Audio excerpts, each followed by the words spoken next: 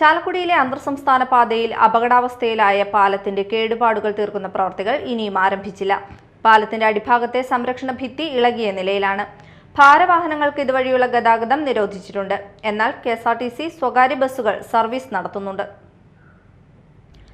പാലം തകർന്ന് അപകടമുണ്ടാകുമെന്ന അവസ്ഥയിലായിട്ടും ബന്ധപ്പെട്ടവരുടെ ഭാഗത്തു നിന്നും നടപടികളാകുന്നില്ലെന്നാണ് ആരോപണം.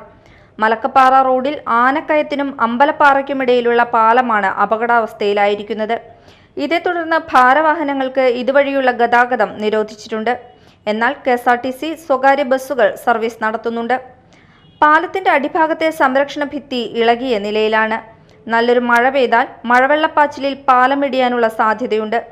അപകടാവസ്ഥയിലായ പാലത്തിന്റെ അറ്റകുറ്റപ്പണികൾ 10 ദിവസത്തിനുള്ളിൽ തീർക്കണമെന്ന് ഇക്കഴിഞ്ഞ 28-ന് ജില്ലാ കളക്ടർ ബന്ധപ്പെട്ടവർക്ക് കർശന നിർദ്ദേശം നൽകിയിരുന്നു. എന്നാൽ കളക്ടറുടെ നിർദ്ദേശം പാലിക്കാൻ ബന്ധപ്പെട്ടവർ തയ്യാറാകുന്നില്ലെന്നാണ് നാട്ടുകാരുടെ ആരോപണം. Media time, Chalakudy.